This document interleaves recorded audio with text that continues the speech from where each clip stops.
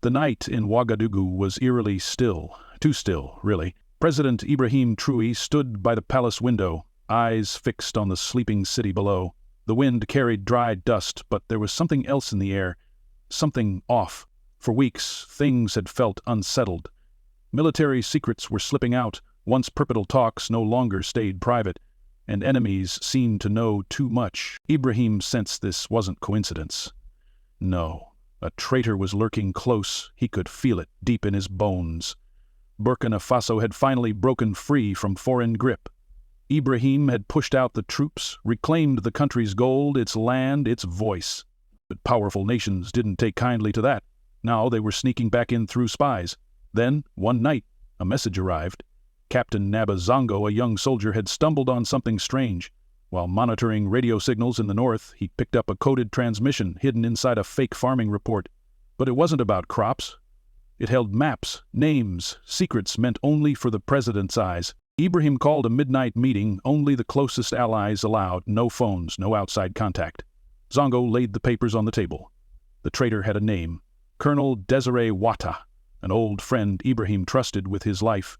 The same man sitting beside him in meetings, the one who knew every detail of Burkina Faso's defenses. The room went ice cold. No one said a word. "He's been feeding information to the foreigners," Zongo said quietly, "for months." Ibrahim's heart sank, but his face stayed calm. He looked around. "No one moves," he said. "No arrests. We watch. We wait." He breathed deeply. "If there's a snake in this house, we don't kill it right away. First, we follow it to the nest." And so the hunt began. The following days felt like walking through fire. Ibrahim Traoré kept up appearances, handshakes, speeches, meetings. But inside, every glance, every word from Colonel Ouattara was under his watchful eye. Ouattara smiled as if nothing was wrong. Too calm, maybe. Meanwhile, Ibrahim's secret team worked around the clock. Captain Zongo and trusted soldiers trailed Ouattara silently, tapping his phone, tracking his car, noting every meeting. What they uncovered shocked them. Ouattara was sneaking out late at night, always alone in a black car, heading to the same quiet house near the French embassy. Empty on the surface, but Ibrahim knew better. It was a spy hideout. The team planted a tiny camera across the street. One night they caught him. Ouattara entered and met two men in suits, one American, one European. They handed him a black suitcase. He gave them a file. Inside, the president's travel plans for the next month. That was the proof. Ibrahim watched the footage in his dark office, fists clenched tight. His old friend, the man who once stood beside him in battle, was selling him out like cheap goods. But anger didn't rise. Instead, Ibrahim got smart. He picked up the phone and told Captain Zongo just 2 words: "It's time." A trap was set. The next day, Ouattara was summoned to a security meeting at the top floor of the defense building. Calm and smiling, he walked in as usual. But this time, no handshakes waited. Only 10 soldiers with guns and President Ibrahim Traoré himself. Ouattara's smile vanished. "You were my brother," Ibrahim's voice thundered. "Why?" Ouattara stayed silent. Ibrahim stepped closer. "You sold out this country? For what? Money? Promises? Think they'll protect you now?" Still no answer. Then Captain Zongo opened the suitcase. Money, trackers, a hidden... "You're not going to prison," Ibrahim said coldly. "You're going to talk." The room fell silent. A storm was coming. Colonel Ouattara sat alone in a cold, windowless room underground. No clocks, just silence. He hadn't slept in 2 days. The proud soldier was gone, replaced by a broken man. Behind a one-way mirror, President Ibrahim Traoré watched. No expression on his face, but his heart was heavy. This was the man he once called brother. They had shared food, stories, battles. Now they were enemies. Captain Zongo stepped in and placed the USB drive on the table. "We've opened it," he said. "Every file you handed over, every secret..." Ouattara looked down. "You don't have to speak," Zongo added. "But once they know you've been caught, they'll discard you like trash. They don't care. We're your only hope." Hours passed. Silence. Then Ouattara broke. He confessed everything. The U.S. and European agents had come to him a year ago.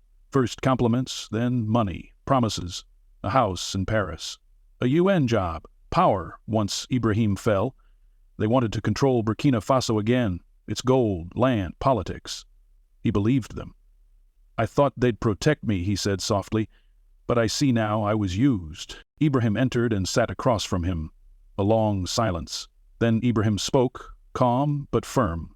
"You didn't just betray me. You betrayed the people, the mothers and villages, the soldiers fighting daily. You sold their future." Wata couldn't meet his eyes. "I'm sorry," he whispered. Ibrahim stood. "You'll answer for this, but first you'll help stop them." And so, a new mission began. Ibrahim and his team used Wata's contacts to feed false information back to the spies.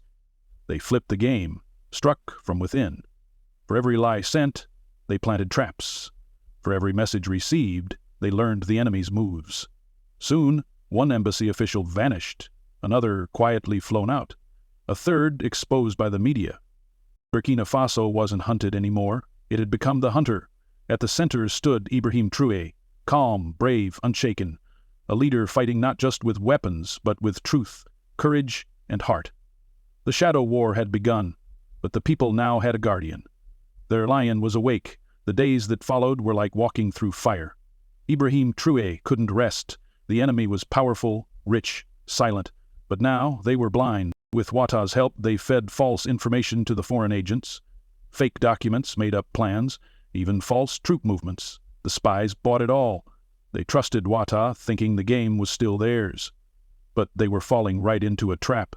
Captain Zongo ran the operation from a hidden room deep inside the Ministry of Defense. Maps covered the walls, blinking lights, radios buzzing non-stop. Ibrahim visited every night in secret, guiding every move. Then the big break came. A foreign agent named Reed, working as an agriculture advisor, sent a message. He wanted to meet Wata at a safe house just outside the capital. Urgent. Next phase of the plan. That meant one thing. Something big, something dangerous was coming. Ibrahim's eyes burned with determination. "We end this now," he said. He ordered a silent, full operation, no uniforms, no noise, just shadows. At midnight, Wata entered the safe house, wearing a hidden mic and a tiny tracker. His hands trembled. This could be the end. But he owed it to his country. Inside, Reed and a European agent waited. "You've been quiet," Reed said coldly. "Is the president suspicious?" Wata kept his calm. "He trusts me. I brought the next phase files." He handed over a fake folder. Reed leaned in. "You need to be ready. It's time to finish him. The president must fall before the elections." Outside, Ibrahim listened through his headset. His jaw tightened. That was the signal. He gave the order. Like ghosts, Zongo's team moved in. Doors burst open. In seconds, the room was surrounded. Reed and his partner froze. Guns pointed at their heads. "You're under arrest," Zongo said. "We're diplomats," Reed shouted. "Not tonight," Zongo replied. "Tonight, you're caught." As they were dragged away, Ibrahim entered. "No guards, no weapons, just him." Reed looked at him with hatred. "You think you've won?" "I didn't win," Ibrahim said calmly. "Burkina Faso did." The world woke the next morning to shocking headlines. "Foreign spies caught in Burkina Faso espionage plot."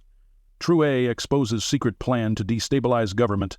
Embassies went silent. Foreign officials gave excuses, but inside they knew. They'd been stung. The man who led the sting, a soldier, a patriot, a lion who would not kneel. The sun rose differently over Ouagadougou, brighter, stronger, like the land itself knew the truth had come to light. Crowds gathered outside government buildings, radios buzzed in markets, people whispered in the streets. The president caught them. They were going to destroy us, and he stopped them. Ibrahim Traoré saved the country. In the palace, Ibrahim stood alone on the rooftop, gazing over his people. No smile, just calm. But inside, a fire burned. Not anger, but duty. He had survived the shadows. But the war was far from over. That evening he addressed the nation. No fancy words, no long speeches. In simple army uniform, he spoke to the whole country. "I speak to you tonight not as a president," he said, "but as your brother, your son, your soldier." His voice steady, eyes strong. "Foreign powers tried to poison us from within. They used one of our own to steal our plans, our dreams, our future. They wanted chaos, fear." He paused. The room was silent. The crowd outside cheered. People clapped. Homes, tea shops, even remote villages with no electricity. Respect for courage ran deep. "I will never sell this country," he said. Not for gold, deals, or power. Burkina Faso belongs to its people, and I swear to protect it with my life." He raised his hand high. "This is my oath. I will never kneel to foreign masters. Never again." His words struck like thunder. Across the continent, young leaders listened, activists cheered, even elders who doubted now nodded with pride. Traoré was more than a president now. He was a symbol, a shield. Later that night, under the stars, Ibrahim sat with Captain Zongo. "You did well," he told the young man. Zongo smiled. "I followed your lead, sir." Ibrahim looked up. "They'll try again. Maybe another way, another face. We'll stop them again," Zongo said. Ibrahim nodded slowly. "Yes, as long as we stand together, they'll never take this land." And with that, the lion rested, but only for a moment. Because heroes like Ibrahim Traoré don't sleep long. They rise with the people, they fight in silence,